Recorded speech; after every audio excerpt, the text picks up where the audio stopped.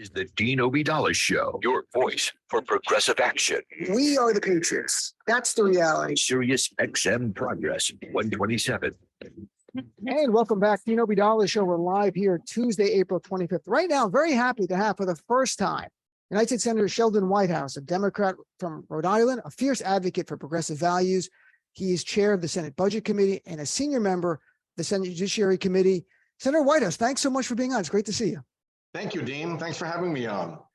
It's sure. And it's live via Zoom. So actually, I can see him. So it's actually in real time. So Senator Whitehouse, you just told me some news right before we came on in the break that I wasn't aware of. That I know that Senator Dick Durbin, chairman of the Judiciary Committee, had invited Chief Justice Roberts to testify about the Clarence Thomas. And now we have a Justice Gorsuch issue. And Justice Roberts has declined the invitation. So now what? Everyone's wondering about, is subpoena an option? Practically, I would expect probably not. But, you know, we will see. This is such rapid news that I haven't had a chance to discuss it with the chairman, and I certainly don't want to get out ahead of Chairman Durbin in all of this.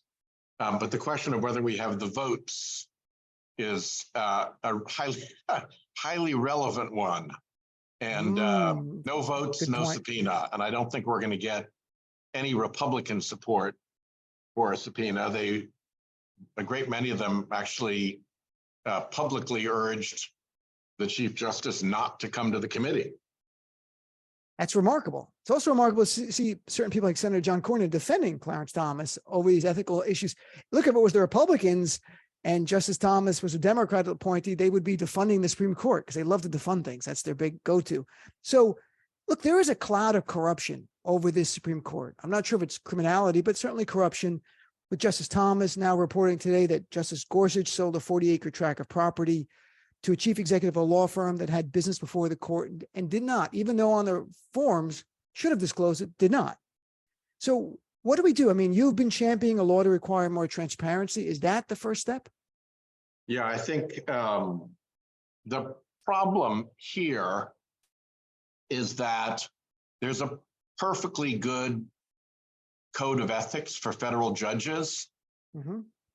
The Supreme Court has never applied that to itself in the sense that every other federal circuit, there are 11 circuits, 11 circuit courts of appeal, all the district courts fall in one or the other of the circuits, and each of them has a process for making an inquiry into whether or not an allegation was in fact true, and whether the facts support a finding that there was a violation of the code of ethics.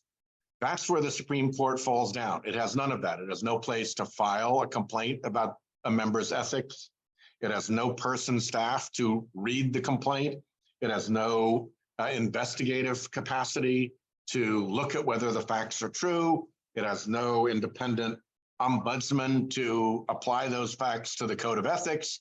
And it has no capability or willingness to make any kind of public finding at the end of the day as to whether or not there was compliance or not.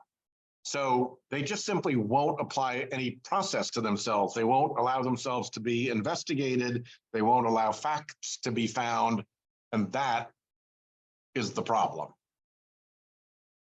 Is it, I must be missing something, because don't they care that the American public is losing faith in this court? That even before these latest scandals, they were for the opinions last year. Gallup had the lowest trust and confidence in the Supreme Court in the 50 years they've been tracking it.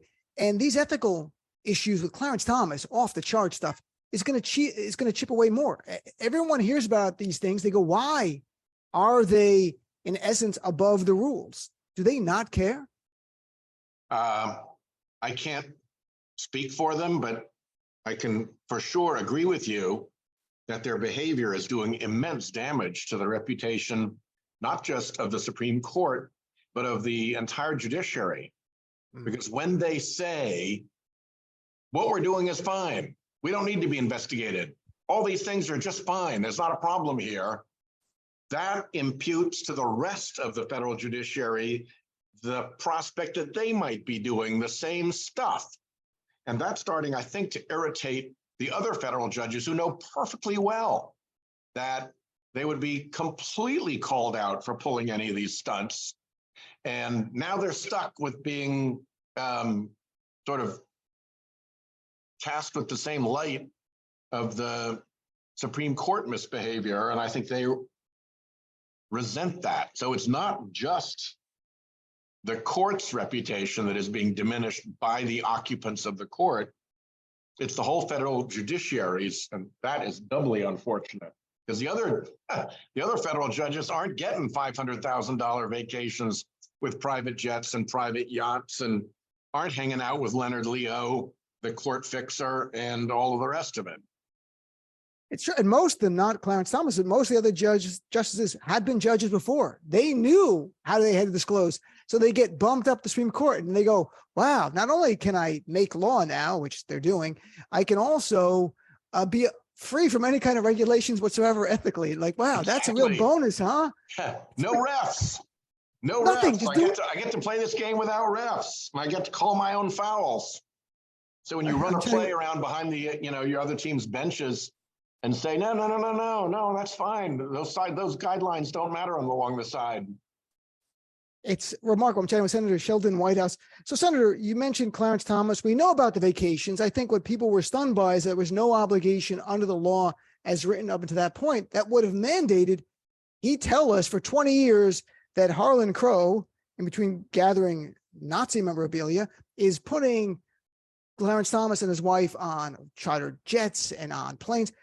Now the hospitality rules have changed. Is this the way the new rules are? Would they have to disclose this going forward? Well, let's be a little bit more precise about what took place. First, the exemption that he said he was claiming only covers food, lodging, and entertainment. It doesn't cover transportation.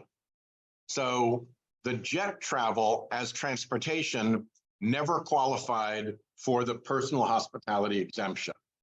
And there's a specific statute that says if it's not your personal primary residence and you sell real estate and it's more than $1,000, you must disclose it. So even before the clarification of the personal hospitality exemption, there was a violation. There was a clear violation. They just didn't want to say so because there's no ref, so they get to get away with it. But all you have to do is read the law. Then the judicial conference came back at my request because I had laid out this fact pattern of what the justices were doing and said, is this a legit use of the personal hospitality exemption? And the other judges, the lower court judges who make up the judicial conference, basically slapped him down and said, no way. And that new rule, Clarence Thomas, that clarification, Thomas has said he would abide by, but he wasn't abiding by the transportation rule. He wasn't abiding by the real estate transfers rule. So when he says he's going to abide by it, if there's no ref, what does that really mean? Nothing, because there's no enforcement mechanism. Because even I saw the statement that yourself and Congressman Hank Johnson, who comes on the show often, put out, and that calling on the U.S. Attorney General for potential violations of the Ethics in Government Act of '78 to look into Clarence Thomas. So is there no penalties of the Ethics in Government Act of 1978? There actually are penalties. What happens is that the judicial conference, which is the group of all the other judges, has the ability, upon a finding that there's a reasonable cause to believe that a judge or a justice might have willfully failed to disclose something, done it on purpose. They can then refer that question, whether or not it was willful, to the Attorney General. So they just have to find reasonable cause, like a search warrant, probable cause. Is there a reasonable cause to believe that this might have been willful? And if they can get to that low standard, then they should send the referral to the Attorney General. The Attorney General then makes an investigation and a finding about willfulness. And if it was willful, then there's a civil penalty that is charged to the miscreant justice or judge. And any response whatsoever to this request? The You- judicial, so the letter, yeah. the court has referred, the Chief Justice has referred the request for an investigation to the Judicial Conference. The Judicial Conference has in turn referred it to its financial disclosure subcommittee, and we will watch with interest to see what action that committee takes. At the moment, they're refusing to disclose even who the judges are who serve in their official capacity on the financial disclosure committee of the Judicial Conference, as if that's some like state secret. This is Star Chamber stuff going on. They just sit back there and do whatever they want. And hey, no ref, no rules. Right.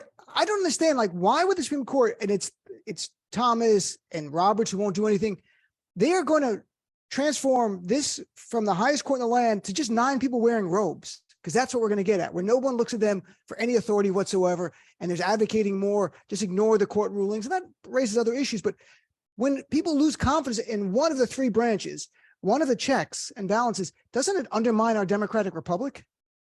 Yes, it does, I think. And it's particularly the case with the court, where, if you don't have confidence in Congress, you can do something about it. You can go and vote for somebody else. And there have been times when a lot of members have been voted out because the public's mad and had lost confidence in that particular Congress. With the court, you're stuck with them. You're stuck with them for life. And they've got only the confidence of the public to enforce their decisions. They don't have an army like the president. They don't have a police department or an FBI, and they don't have the power of the purse the way Congress does. They live off of a reservoir of public trust, and they are just dumping that reservoir down the drain right now, and it's sad to see.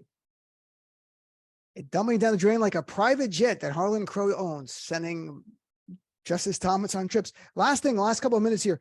Dark money is something you've been talking about a great deal. You've done great jobs in Senate hearings. Talk about Leonard Leo on the federal side. They're in the business of putting judges on. We don't know where this money's coming from often. And you introduced the Disclose Act. Can you tell people, remind them how dark money works and the desperate need, again, to have confidence in our system? We need to know who's giving the money to who. Yeah, this began with Citizens United when the Supreme Court, the Republicans on the Supreme Court, said that they would allow unlimited money into politics from big special interests. And they said that it was going to have to be transparent, but they never enforced that. And it took about 2 minutes for the big special interests to figure out how to hide that it was them.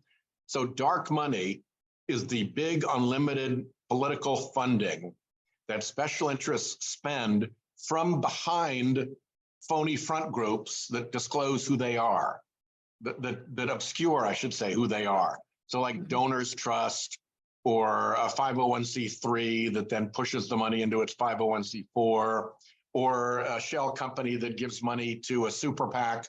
All of those things are ways to obscure who the real donor is and deny citizens the right to understand who's doing what to whom in the political fray that they're supposed to adjudicate through their votes. So it's a big deal, and it connects back to the Supreme Court, not only because it was the Supreme Court that opened this door, but if you look at this ethics violation and the cocktail of creepy billionaires and phony front groups and dark money millions and amenable justices and secrecy that warp all around this Harlan Crow Thomas relationship, that's the same cocktail that got these judges onto the court through the Federalist Society list, that campaigned for them through Judicial Crisis Network anonymous money, and that is behind huge fleets of dark money groups that come to the court as amici curiae, friends of the court, and file briefs telling them what to do, which the judges then do with astonishing statistical reliability.